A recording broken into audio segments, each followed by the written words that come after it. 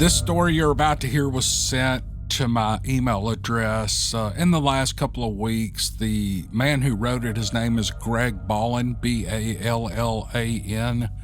He is an author. He has several books published, and he was good enough to write a couple of short stories for you all to enjoy on this podcast. And in the comment section, if you tell Greg Ballen thank you, or if you like the story, tell him, give him your opinion on it. I think these are two really good stories. I'm going to share one with you today, and I'll get to the other one in the next, 3 or 4 weeks. This is a fun story. I think you guys will enjoy it. So, also his author page will be linked in the description if you want to look through his books. He's a really good writer. He's got a good imagination. This is a good story, so I hope you enjoy it. All right, here we go.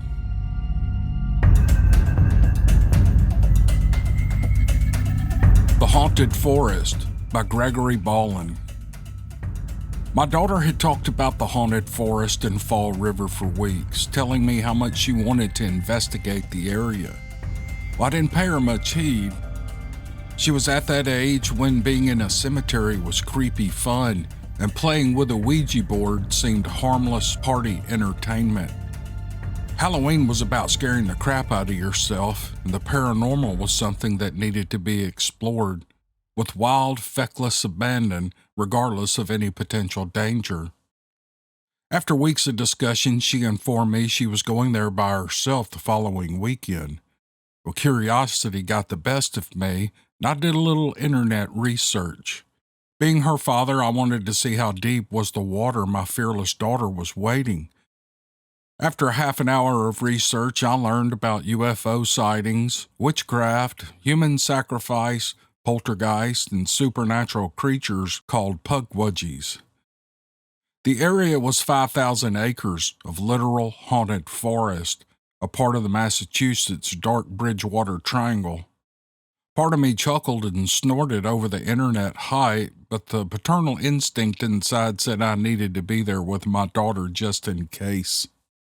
That weekend, armed with MapQuest directions and a false sense of security, we began our journey.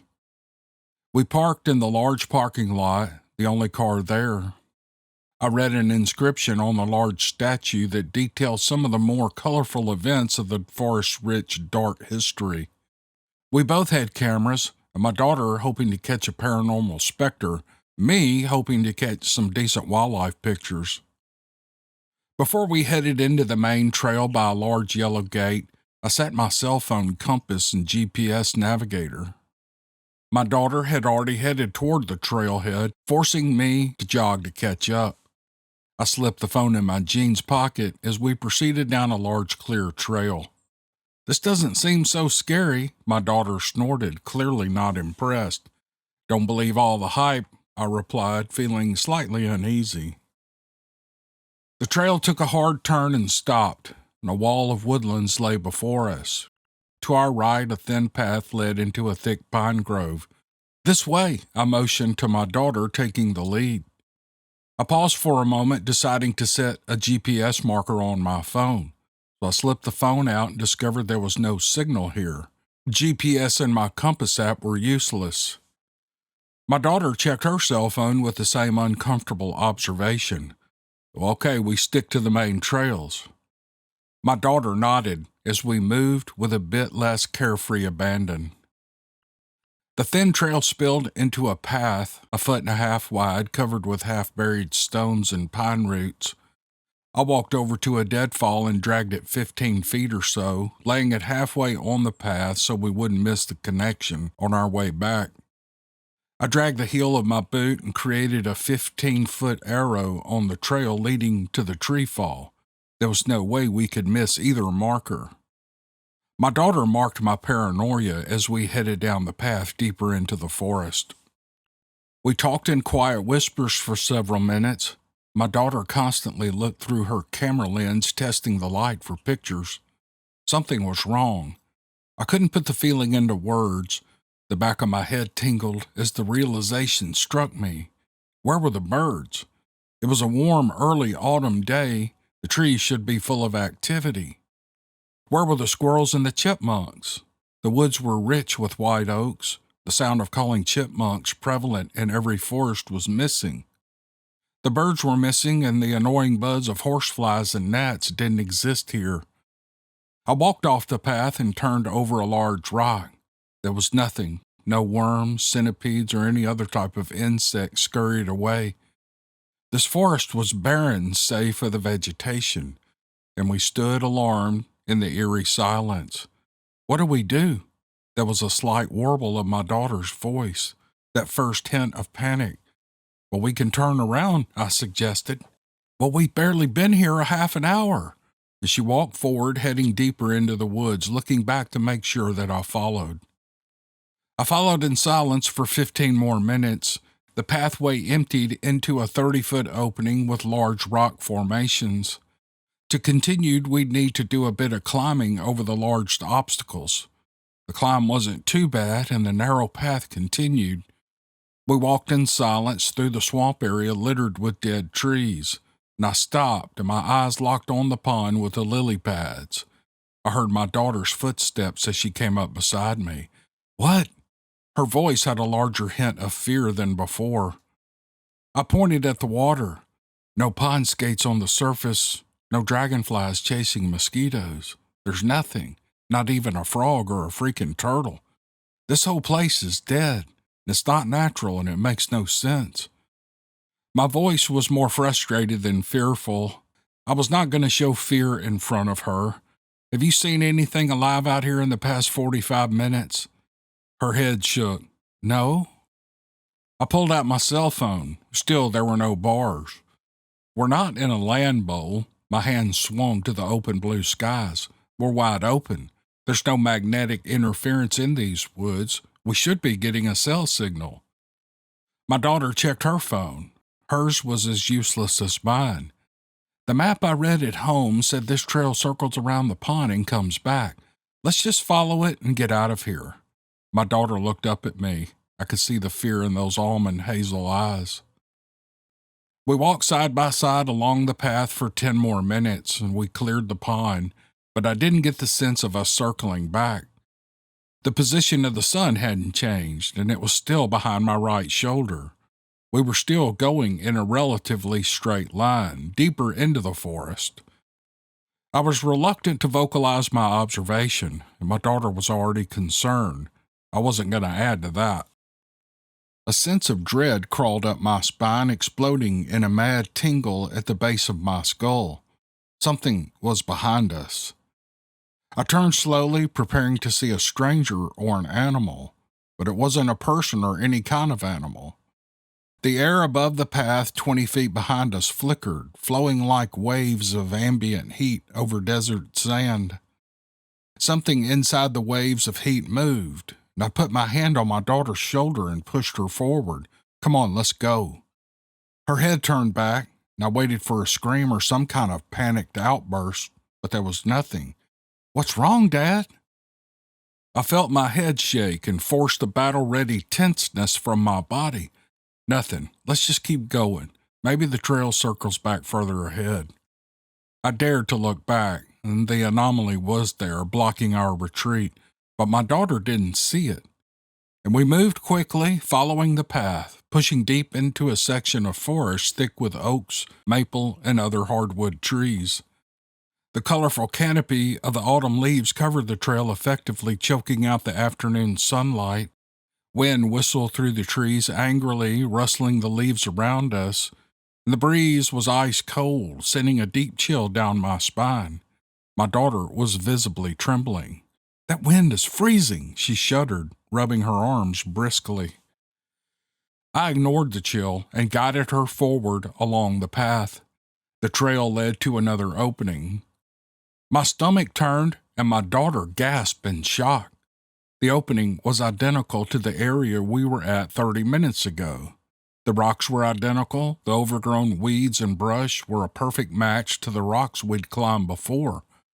How did we get back here? Her question followed a blistering string of curses.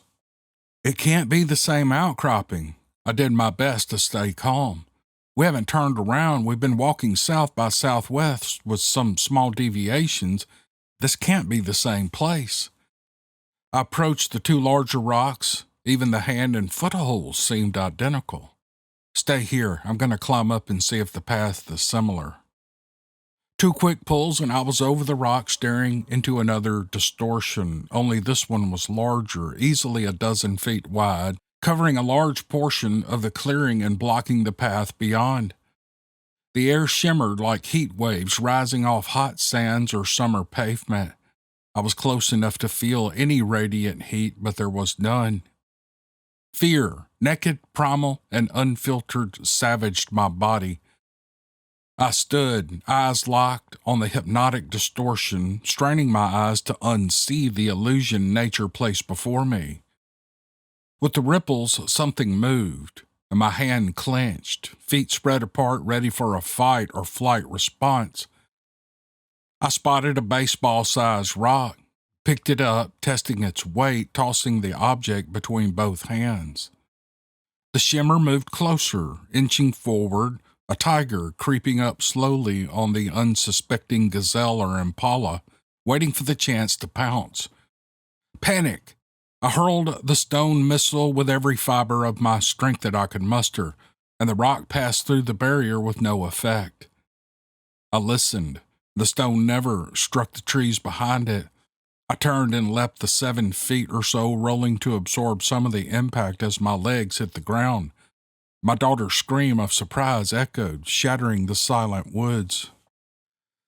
I stood, brushing myself off, forcing her behind me, my eyes locked on the large boulders, hands raised, my breath hissing through clenched teeth.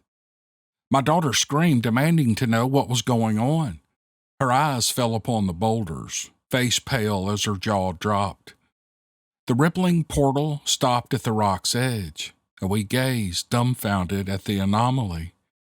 Before I could say or do anything, the ribbons of distortion vanished, and my daughter's eyes were locked on the area the distortion occupied just seconds ago. I could see the trembling in her arms and shoulders. "What the hell was that?" Her panicked whisper accompanied a river of tears flowing down her pale cheek. "I don't know." I put my hand on her trembling shoulder. "We need to go back the way we came. We'll backtrack and get the hell out of here." She nodded. I silently prayed whatever this thing was, it just wanted us out of the area. If this thing wanted us gone, I'd gladly oblige. We passed by the pond without incident, making our way at a feverish pace, stumbling along the path, and my daughter exhaled a sigh of relief as the path emptied into the first rock clearing. We climbed down the large boulders and continued on, both feeling a bit better, having seen a familiar landmark. We walked in silence another half an hour before I noticed. The trees were wrong. We should be in the pine thickets by now, walking a ruddy, root-littered path dotted with stones. We were walking toward the sun, the right general direction, but the path was wider and smooth, made of compacted dirt. I stopped. My daughter nearly plowed into me. "Now what?" she asked warily. "The trees are wrong. We were walking in an evergreen forest full of pines and cedars and other cypress before the first clearing. We passed the first boulders we climbed a good while ago." I pointed up at the tree canopy. "Now these are oaks, maples, and other leaf-bearing trees." "Are you saying we're lost?" Her voice was near the breaking point of full-on panic. "Well, how can we be lost?" "I don't know. We're going in the right direction, but these aren't the woods we walked through earlier. Just stay close to me." "Dad, how can that be? We never left the path, we just followed it back. I didn't see a second pathway, did you?" I shook my head. I wished I had an answer for my daughter. I was just as confused and turned around as a newbie Cub Scout on his first nature hike. 30-plus years in the woods, and I was beside myself. I didn't have any answers, and that, above all else, scared me. I couldn't show fear in front of her. She was looking for me for strength and calm. I didn't have the luxury of falling apart or appearing less than in control. I pointed further down the path. "Let's go for another 10 minutes on this path. If we don't see anything familiar, we'll try something else. Because just walking has worked so well so far?" She grumbled and walked ahead of me. I couldn't think. My mind raced, trying to find some rational explanation for what we both saw and why the forest seemed to change at random. My daughter was far ahead of me, moving at a fast clip. "Wait," I called out, but she kept going forward. The path ahead changed direction, twisting 90 degrees left and back into the forest. I ran, screaming her name, telling her to stop. Barely 20 feet in front of my daughter, the distortion materialized from nothingness. Something was inside the ripples. A misshapen hand motioned my daughter forward, and she kept walking toward oblivion. I screamed her name again, desperately grabbing her shoulder, barely 6 feet from the phenomenon. I made a cackle of frustration, shattering the woodland silence. An ice-cold wind slammed into me like a freight train, numbing my arms and chest. "She's mine! She's mine! Give her to me!" An angry voice shrieked as I yanked my daughter away and off the trail. Some force slammed into my back, pushing me forward, forcing the breath out of my lungs. I fell on top of my daughter, shielding her with my body. She was shivering and weeping, and the frozen gale continued to slam against me, pushing me harder into the earth. My arm strained against what seemed like hundreds of pounds, threatening to crush me in an opposite force. Twigs and forest debris flew overhead as that banshee wail of anger and longing cried out, "She's mine!" I wrapped myself tighter around my daughter, shielding her as best as I could. We lay motionless for several seconds, enduring the frozen wind, crushing force, and the shower of forest debris. I focused my thoughts and prayed silently, and then shouted at the top of my lungs, "No!" One single word infused with all the love, protection, and mortal rage I could muster. The icy gale subsided. I took a few seconds to gather my wits. My daughter was shaking, engulfed by abject terror. "It's okay, I've got you." I repeated that mantra at least a dozen times, more to convince myself than her. I stood, my back aching and arms scraped from the flying debris. My daughter got to her feet, and she stumbled once and fell into me, and she was crying. I kept repeating my mantra, holding on to her, offering what little protection my arms could provide against something clearly not of the natural plane. A low, thrumming hum echoed through the woods. I dared to look back. The distortion was still there. I strained to peer through the ripples to see what figure hid behind the curtain. I could only see a vague outline. I turned toward it again, my eyes narrowed and paternal will focused. Anger replaced fear. "No!" I shouted like I was addressing a misbehaved puppy. I guided my daughter back on the path away from the distortion, peering back every few steps to assure it wasn't following us and stalking me like it had before. Realization hit me. The trees surrounding us were evergreen. We were in the pine forest. The path was littered with stones and exposed pine roots. How the hell did that happen? Just minutes ago, we were under a thick oak canopy. This was impossible. A welcome development, but still impossible.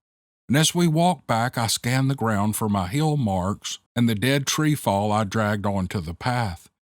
It was as if the forest erased my trail markers, and I kept walking straight into the woods, following the sunlight filtered through the pine needles. And I kept my eyes forward, forcing myself to look straight ahead and not be distracted. "Follow the sun," I kept whispering in my head.